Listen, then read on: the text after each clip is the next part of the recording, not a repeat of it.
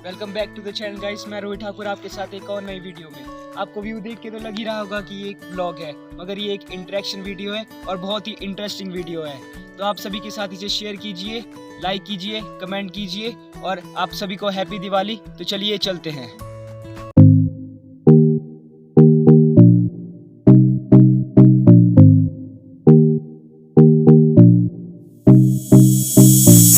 तो फ्रेंड्स, ये पूरी इंटरेक्शन वीडियो होने वाली है श्री केशव वशिष्ठ जी के साथ।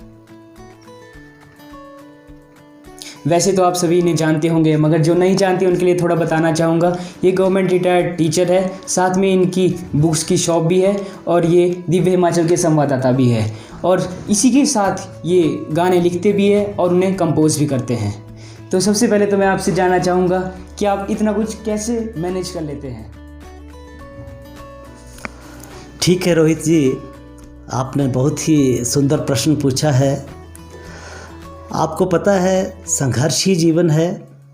जब तक हम संघर्ष नहीं करेंगे तब तक जीवन में सफलता कैसे प्राप्त होगी।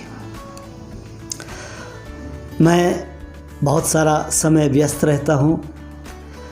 घर का काम मेरी पत्नी संभाल लेती है, फिर कुछ दुकान का काम भी पत्नी ही संभाल लेती है और मुझे अपने परिवार से पूरा समय अपने अन्य काम करने के लिए मिल जाता है। सबसे पहले तो मैं आपको कॉन्ग्रेचुलेशन करना चाहूँगा। इनका नया सॉन्ग आया था छैल छबीलिया, जिसने यूट्यूब में बहुत ही जल्द बहुत ही अच्छा रिस्पांस ले लिया है। और अगर आपने वो गाना नहीं सुना है तो लिंक डिस्क्रिप्शन में है, आप जाइए ज़रूर और उसे सुनिए। हाँ, आपने ठीक कहा। मैं अपने व्यूअर्स को, प्रशंसकों को, शुभ चिंतकों को हार्दिक धन्यवाद करता हूं कि उन्होंने मुझे बहुत सारा प्यार दिया है, मेरा बहुत उत्साह बढ़ाया है। और अगर इसी तरह वे मेरा उत्साह बढ़ाते रहेंगे तो मैं उनको और भी कई कुछ नई नई चीज़ें देता रहूँगा। तो जो आपका नया गाना आया है छैल छबीलिया, ये बेसिकली हिमाचली गर्ल्स और लेडीज़ के ऊपर है। तो मतलब आपको कैसे विचार आया कि इस टॉपिक पे एक गाना बनाया जाए? बहुत ही अच्छा प्रश्न पूछा है ये भी आपने रोहित जी।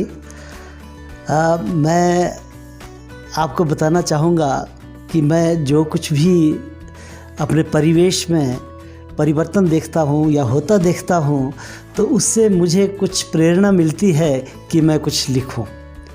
इसी तरह एक दिन मैं शिमला गया था।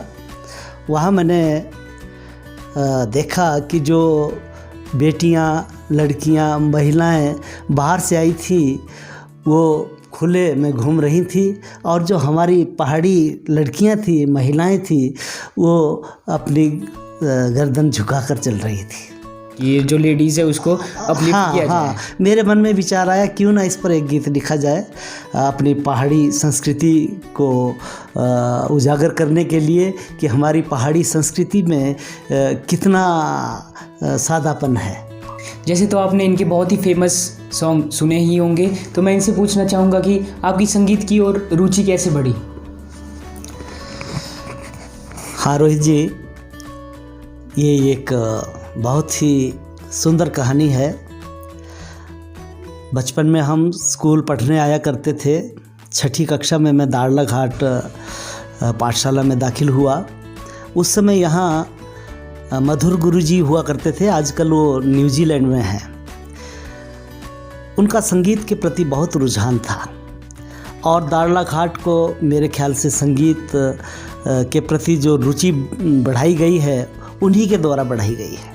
मुझे याद है कि मधुर गुरुजी और श्यामलाल गुरुजी और महंत शुक्ला जी, इनकी तिकड़ी और साथ में मेरे पिताजी भी होते थे।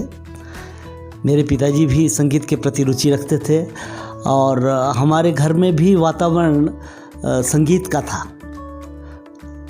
जैसे ही सायंकाल होती थी हमारे घर में आरती, भजन, कीर्तन शुरू हो जाता था और पूरा ही परिवार हमारा संगीत के प्रति रुचि रखने लगा। तो मैं कहूँगा कि मधुर गुरुजी की ही देन है कि दाड़लाघाट में उस समय रामलीला भी करते थे वो, और उनका संगीत सुनने के लिए लोग दूर दूर से आया करते थे। दूर दूर से लालटेन जला कर आते थे वो इतने अच्छे कलाकार थे और आजकल वो न्यूजीलैंड में हिमाचली संगीत को बढ़ावा दे रहे हैं। अगर आपने सुना होगा तो अभी उन्होंने न्यूजीलैंड की महिलाओं के साथ लागा ढोलोरा धमाका बहुत ही सुंदर तरीके से गवाया है, उन अंग्रेजनों से बहुत ही सुंदर ढंग से गवाया है। तो मैं तो यही कहूँगा कि हमारी जो संगीत के प्रति रुचि जागी है, मधुर गुरु जी के देन है ये, और हम उनका आभार प्रकट करते हैं कि उन्होंने दाड़लाघाट में इतना संगीतमय वातावरण बनाया कि यहाँ का प्रत्येक व्यक्ति संगीत के प्रति रुचि रखने लगा। हो सके तो आपको भी कभी मधुर गुरु जी से मिलाएंगे। हम सब के लिए तो आप एक इंस्पिरेशन हो कि जैसे कि आप हिमाचल के ट्रेडिशन और कल्चर को प्रमोट कर रहे हो, तो आप जो आने वाली पीढ़ी है उसके लिए क्या मैसेज देना चाहोगे? रोहित जी, हमारी पहाड़ी संस्कृति बहुत समृद्ध है। मैं युवाओं को, आने वाली पीढ़ी को यही संदेश देना चाहता हूँ कि इस संस्कृति को संजोए रखें, और इस संस्कृति को, जैसा आप देख रहे हैं आजकल कि हमारी संस्कृति को लोग भूल रहे हैं, युवा भूल रहे हैं, डीजे का प्रचलन ज़्यादा हो रहा है, हमारे गीतों का कम हो रहा है।